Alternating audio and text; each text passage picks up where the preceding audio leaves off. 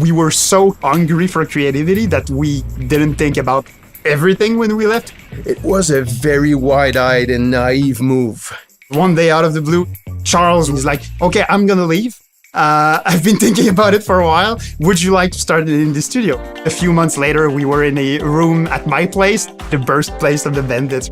Most of the publishers we talked with were just publishers. They weren't game developers. We didn't have the resource to do everything we would have wanted the game to be. So we were in the low-cost mode. Tripwire saw that. They were like, no, we want to know, what do you want the game to be? Over here! Target acquired. Time to move. Nothing to see here. Move along. Might need this. Bye! Moving as fast as I can. Gotcha! This is an intense operation. Imagine if the current world was influenced by the 70s sensibility to aesthetics, the looks, kind of the vibe, the music, but it's very much a modern world where technology has advanced. Hacking faster than ever. We wanted to capture the feel of spy movies in the environment where you play with other people.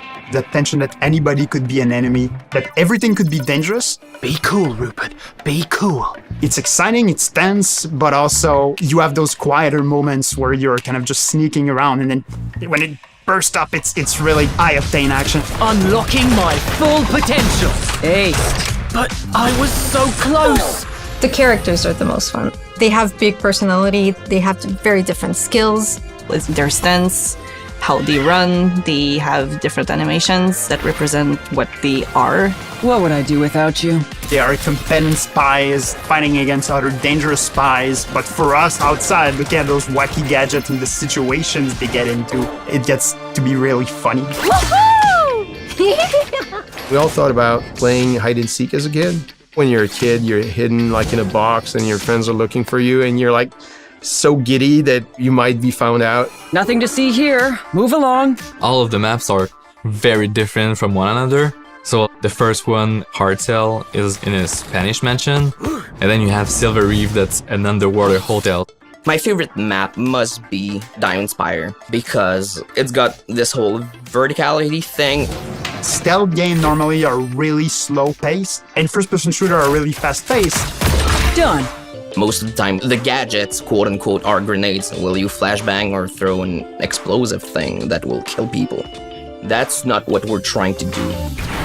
The secret sauce for Deceive is that when you're hidden, it's kind of slow-paced. But you always want to take risks, to go a bit faster, to beat someone to the punch, and then you get caught, and that's when the action goes really fast. We want to do games that are not what you would necessarily expect. In the end, I am victorious, always. We were safe. We had a job we were good at. I knew it was a super kind of risky move, but leaving with Charles, you have that feeling everything's gonna be all right, that things are gonna work out.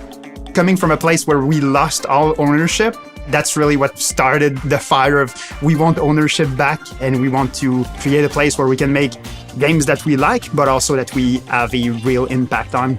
And I think that's a big part of why we did it. I think if we just stayed there and considered everything that could go wrong, I don't think we would have done it.